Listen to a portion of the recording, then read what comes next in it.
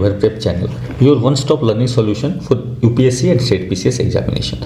दोस्तों आज हम बात करने वाले हैं साइगर आइलैंड्स की एंड साथ ही साथ मकर संक्रांति की। तो देखो ये जो है आपको जो डिस्कशन होगा ये इंपॉर्टेंट होगा आपको from the perspective of geography and also from the perspective of art and culture. तो उसका में जो है आर्ट एंड कल्चर अगर आप देखेंगे तो वहाँ पे fair and festivals that comes a important topic, ठीक है। तो इसको हम थोड़ा समझने का प्रयास करेंगे और साथ ही साथ यूपीएससी को अगर आप देखो तो ये मल्टी डायमेंशनल क्वेश्चंस बना लेती है कभी कभी। तो एक बार इसने क्वेश्चन पूछ लिया कि भाई जो महाकुंभ आपको बनते हैं या जो ऑर्गेनाइज किए जाते हैं, जो महाकुंभ फेस्टिवल है, तो ये महाकुंभ फेस्टिवल किन रिवर्स के अराउंड ऑर्गेनाइज किए जाते हैं, ठीक है। तो ये कौन कौन से जो रिवर हैं वो जो है आपको वहाँ पे महाकुंभ फेस्टिवल ऑर्गेनाइज किया जाता है। तो अगर आपको पता है तो प्लीज़ कमेंट सेक्शन में बताएं कि वो कौन से 4 रिवर्स हैं जहाँ पे कि जो 4 महाकुंभ हैं वो किए जाते हैं, ठीक है, ऑर्गेनाइज किए जाते हैं।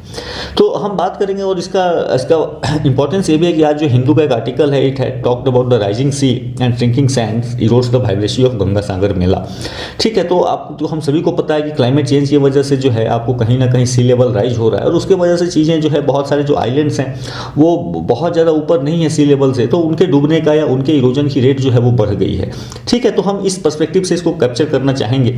साथ ही साथ अगर आप गंगा सागर मेला को देखो तो ये कहा जाता है this is the India second largest fair, ठीक है। सेकेंड लार्जेस्ट फेयर जो है आफ्टर कुंभ जो है ये माना जाता है यहाँ पे, ठीक है।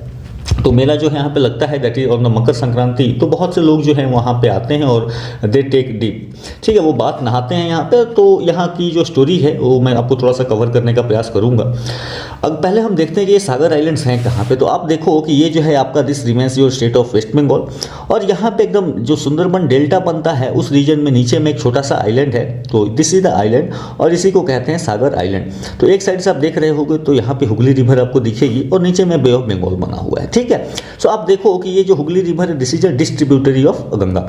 तो ट्रिब्यूटरी क्या होती है? ट्रिब्यूटरी जो होती है वो गंगा या किसी भी रिवर की जो है उसमें वाटर जो है वो आपको उसमें देती हैं वाटर, ठीक है, उसमें जो है वाटर कंट्रीब्यूट करती हैं। बट वही रिवर जब अपने फाइनल स्टेजेस में पहुंचती है, ओल्ड स्टेज में पहुंचती है, तो वहाँ पे उसमें बहुत सारे छोटे छोटे ब्रांचेज जो हैं वो निकल जाते हैं। तो इसको हम ट्रिब्यूटरीज कहते हैं और इसको जो है वी टेल देम डिस्ट्रीब्यूटरीज, ठीक है। तो डिस्ट्रीब्यूटरी जो है ये इसको कहते हैं। तो हुगली रिवर जो है it is one of the distributaries और जहाँ पे हुगली रिवर आपको जो है वहाँ पे जाके बे ऑफ बंगाल से मिलती है। तो आप समझ रहे हैं इसके नाम से आपको क्लियर हो जाएगा, इसको कहीं ना कहीं गंगा सागर भी कहा जाता है, ठीक है। तो गंगा सागर फेस्टिवल, गंगा सागर, तो जहाँ पे गंगा जाके सागर में मिलती है that is the Ganga Sagar और वहाँ पे जो है आपको गंगा सागर फेयर ऑर्गेनाइज किया जाता है।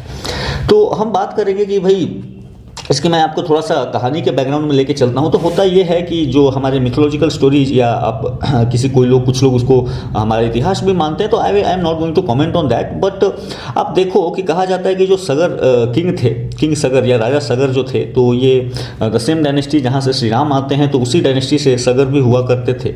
तो इनकी कहते हैं कि 60,000 गाय हुआ करती थी और इनकी बहुत सारी गायों को जो है वो चुरा लिया जाता है और उन गायों को चुरा के यहाँ पे जो सागर आइलैंड से यहाँ पे कपिल मुनि का आश्रम हुआ करता था और इन कपिल मुनि के आश्रम में इसको इंद्र ने जो है बांध दिया था। अब इन गायों को खोजते हुए जो सागर के बहुत सारे जो बेटे थे वो आते हैं तो वहाँ पे उनको वो गायें बंधी हुई मिलती हैं और गायें बंधी हुई मिलती हैं तो भाई वो गुस्सा होते हैं कपिल मुनि पे। तो कपिल मुनि ने उनको श्राप दे दिया और सारे के सारे लोग भस्म हो गए। तो भस्म हो गए तो हुआ कि ये तभी जीवित होंगे पुनः जब यहाँ पे गंगा आएंगी।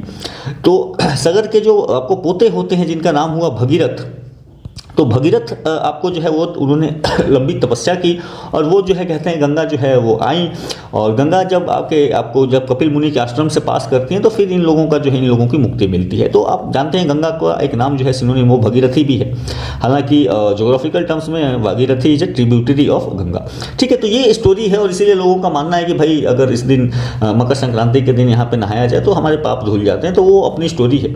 हम बात करते हैं कि भाई ये सागर आइलैंड्स को खतरा क्या है।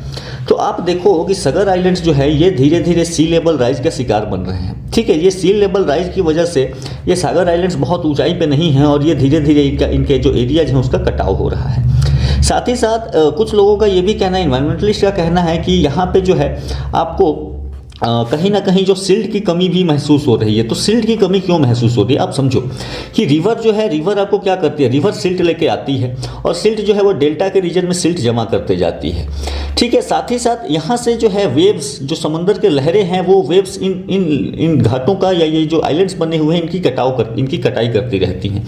तो सिल्ट अगर बराबर मात्रा में आता रहे और वेव्स जो है वो भी कट करती रहे तो ये क्या होता है, ये बैलेंस बना हुआ रहता है, ये बैलेंस आपको मेंटेन रहता है और आइलैंड जो है वो मेंटेन रहता है।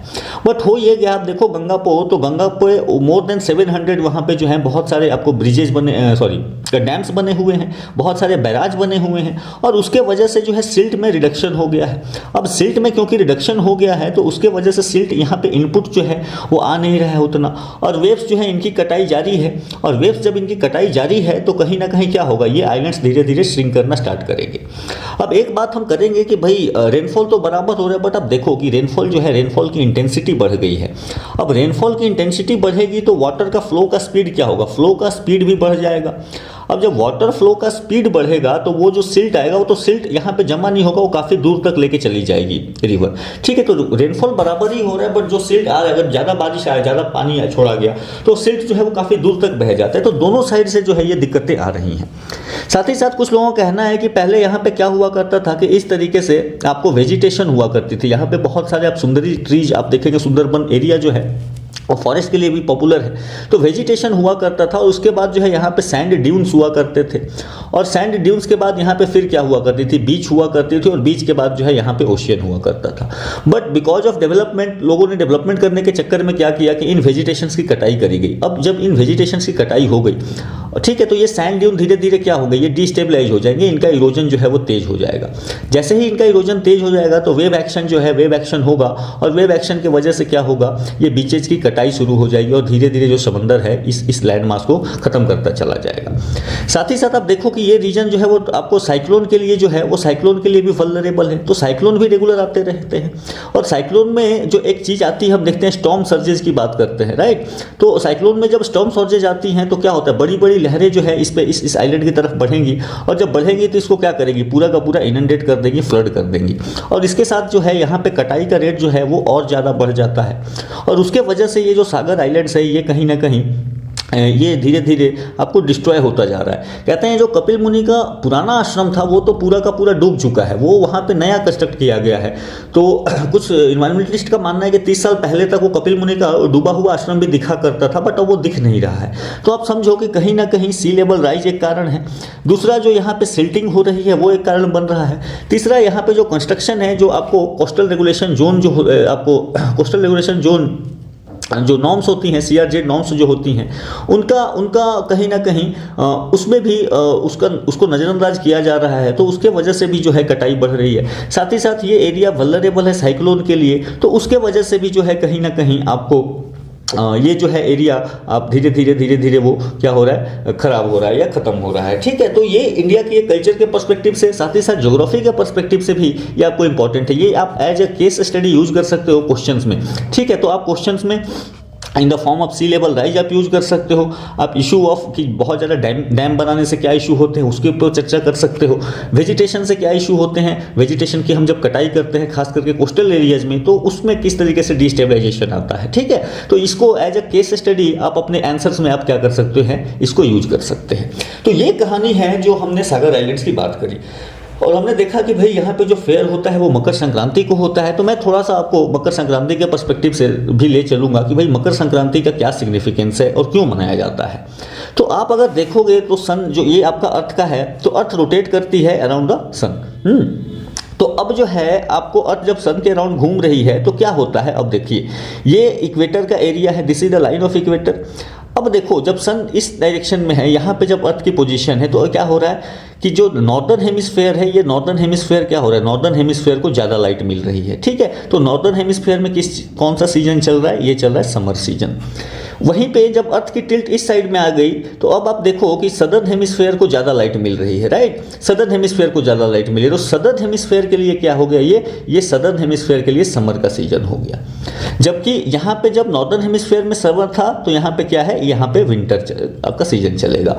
जबकि यहाँ पे जब सदर्न हेमिस्फेयर में समर होगा तो नॉर्दर्न हेमिस्फेयर में क्या चलेगा, विंटर चलेगा। ये चीज़ पहले आप समझ लें।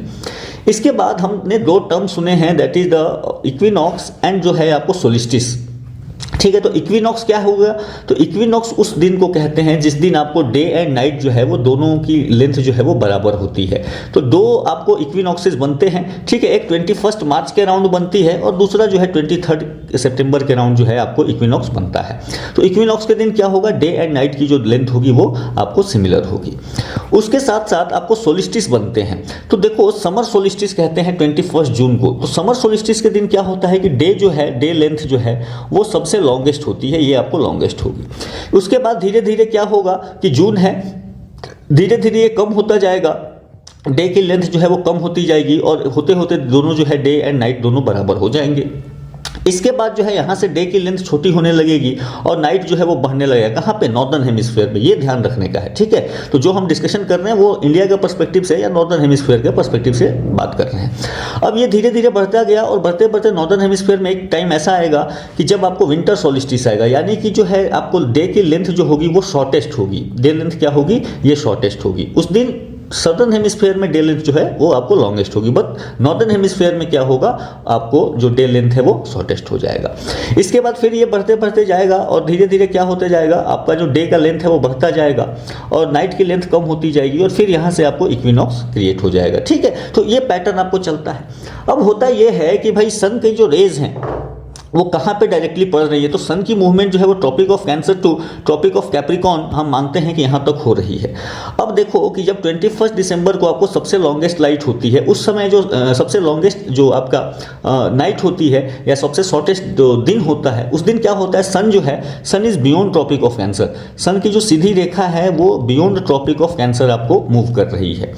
अब कहा जाता है कि भाई 14 जनवरी के आसपास जो है, 14 जनवरी या 15 जनवरी, ये पुराने कैलकुलेशंस के हिसाब से जो है, तो ये मान जाता है कि इस दिन जो सन है वो सन ट्रॉपिक ऑफ कैप्रिकॉर्न को क्रॉस करके फिर से वापस इक्वेटर की तरफ मूव कर रहा होता है। ठीक है, तो ये अगर आपको इक्वेटर है, ये आपको क्या है? ये ट्रॉपिक ऑफ कैप्रिकॉर्न है, ये ट्रॉपिक ऑफ कैंसर है। तो सन क्या करेगा? आप देखो कि इस मूवमेंट में एक चीज क्या होगा, इस वाले मूवमेंट में, कि सन पहले जो है इक्विनॉक्स पे, इक्वेटर पे होगा, धीरे धीरे ये ट्रॉपिक ऑफ कैंसर की तरफ मूव करेगा। ट्रॉपिक ऑफ कैंसर की तरफ जब मूव करेगा, जब ट्रॉपिक ऑफ कैंसर के सबसे हाईएस्ट पॉइंट पे पहुंच जाएगा या उसको क्रॉस कर जाएगा, उस दिन आपको समर सोलिस्टिस होगा और फिर जो है वापस सन आना शुरू करेगा। जैसे जैसे नीचे आना शुरू हो रहा है तो डे की लेंथ कम होते जाएगी और फिर जब इक्वेटर पे पहुंचेगा डायरेक्टली, तो फिर क्या होगा? आपको एक इक्विनॉक्स क्रिएट होगा। उसके बाद फिर वापस आपको सदर्न हेमिस्फीयर में मूव करना स्टार्ट करेगा और जब ट्रॉपिक ऑफ कैंसर के जब सदर्न पॉइंट पे होगा ये, तो उस दिन आपको क्या होगी? उस दिन आपको विंटर सोलिस्टिस होगी और उसके बाद जो है सन फिर वापस घूमना स्टार्ट करेगा। तो जिस दिन सन यहाँ घूम के वापस ट्रॉपिक ऑफ कैंसर को क्रॉस करके फिर से इक्वेटर की तरफ मूव करता है, तो हमारा मानना होता है कि भाई इसी दिन को जो है मकर संक्रांति बोलते हैं। ठीक है, तो मकर रेखा हिंदी में अगर आप देखेंगे, ट्रॉपिक ऑफ कैप्रिकॉर्न को मकर रेखा भी बोलते हैं। ठीक है, तो सन जो है वो मकर रेखा में प्रवेश करता है और इसके बाद अब जो है दिस इज अ डे कि भाई अब जो है दिन, ठंडियाँ कम होंगी और धीरे धीरे जो है वो गर्मी बढ़ेगी। ठीक है, तो इसीलिए इसका इस डे का अपना एक सिग्निफिकेंस है।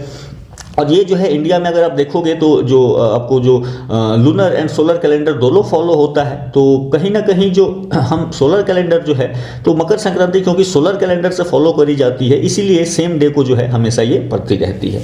ठीक है, अच्छा, इसमें एक चीज़ आपको और ध्यान रखने का है कि भाई जो सन है, तो यहाँ पे आपको दो टर्म और मिल सकते हैं कि उत्तरायण एंड दक्षिणायन।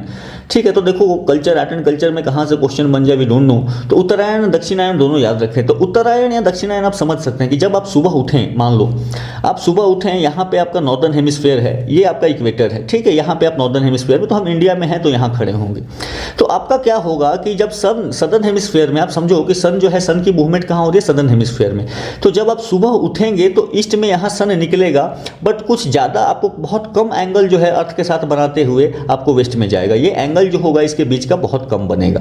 जैसे जैसे सन इक्वेटर की तरफ बढ़ेगा, ये एंगल भी क्या होगा? ये एंगल भी बढ़ता जाएगा, राइट। और जब आपके सन ओवरहेड होगा, यानी गर्मी के दिन होगा, तो सन जो है ऑलमोस्ट यहाँ से इस तरीके से ईस्ट से राइज होगा और इतना एंगल बनाते हुए जो है आपको वेस्ट में डूबेगा, राइट। तो अब जो होता है मकर संक्रांति के दिन हम मानते हैं कि भाई इस दिन से जो है सन उत्तरायण होता है, यानी कि सन की जो मूवमेंट की डायरेक्शन है अब ये दक्षिण से उत्तर की तरफ बढ़ रही होती है, यानी कि अब गर्मी के टाइम आएगा।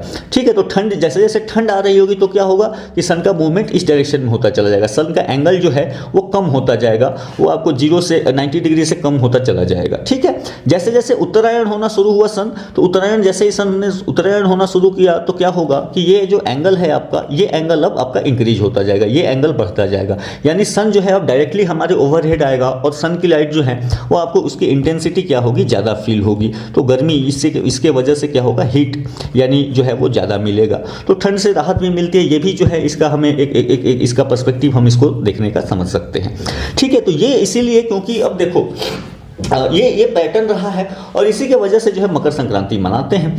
और एक बात जो है, क्योंकि भाई इंडिया का जो कल्चर अगर आप देखोगे तो सारे पार्ट्स में कहीं ना कहीं इस डे को सेलिब्रेट किया जाता है, तो आप इसको यूज कर सकते हो as a part of history और as a part of society कि भाई अगर क्वेश्चन आ जाए कि इंडिया ब्रिटिशर्स के आने के पहले एक नेशन हुआ करता था क्या, तो भले नेशन का मॉडर्न नेशन का कॉन्सेप्ट नहीं था, बट कहीं ना कहीं एक चीज़ आप यहाँ पे मेंशन कर सकते हो कि भाई देखो जो फेस्टिवल्स हैं तो नॉर्मल सेम तरीके की फेस्टिवल अलग अलग नामों से मनाई जाती है। ठीक है, तो ये पूरे इंडिया में अगर आप देखो तो इसी दिन जो है आपको तमिलनाडु में ये पोंगल मनाई जाती है। ठीक है, आंध्र प्रदेश एंड तेलंगाना में वहीं पे मकर संक्रांति एंड भोगी के नाम से मनाई जाती है, उड़ीसा मकर संक्रांति, बिहार झारखंड मकर संक्रांति। ठीक है, वेस्ट बंगाल में इसको पौष संक्रांति भी कहते हैं, Meghalaya it is known as Bihu Sankranti, Tripura में जो है मकर संक्रांति एंड पौष इसको भी बोलते हैं, मिजोरम में बिहू मनाते हैं। ठीक है, मणिपुर में अगेन मकर संक्रांति के नाम से मनाते हैं, नागालैंड में जो है मकर संक्रांति के नाम से मनाते हैं, आसाम में जो है आपको माघ बिहू या भोगाली बिहू कहते हैं। तो माघ जो बिहू है आसाम में, आप ध्यान रखें 3 तरीके की बिहू होती है, उसमें से जो एक बिहू है दिस इज द आपको माघ बिहू या भोगाली बिहू। ठीक है, साथ ही साथ आप देखो कि अलग अलग इलाकों में जैसे कश्मीर में शिशुर संक्रांत, ठीक है, वो संक्रांत यहाँ भी है आपको दिखेगा। ठीक है, पंजाब में लोहड़ी मनाई जाती है, तो हालांकि लोहड़ी कहीं ना कहीं आपको जो गुरु गोविंद सिंह जी हैं उनसे भी रिलेटेड है, बट ठीक है, उस मकर संक्रांति जो है उस दिन आपको लोहड़ी मनाई जाती है उसी आसपास में। इसके बाद जो है गुजरात में उत्तरायण जो हमने बात करी तो उत्तरायण के नाम से मनाया जाता है, महाराष्ट्र अगेन मकर संक्रांति। तो अलग अलग एरियाज में, केरला में जो है मकर विलक्कू, तो मकर विलक्कू, तो इस तरीके से आप देख सकते हो कि अलग अलग स्टेट में ये जो फेस्टिवल है ये अलग अलग नामों से मनाए जाते हैं। ठीक है, तो एक क्वेश्चन यहाँ से ऐसे भी बन सकता है कि भाई किसी कोई फेस्टिवल आपसे पूछ दिया और बताया कि बताओ कौन सा जो फेस्टिवल है वो मकर संक्रांति के आसपास मनाया जाता है या उससे रिलेटेड है। ठीक है, तो बिहू या पोंगल इस तरीके से जो अगर आपको मकर विलक्कू इस तरीके से आपको स्टेटमेंट दे दिए तो यू हैव टू चूज कि भाई कौन कौन से जो हैं।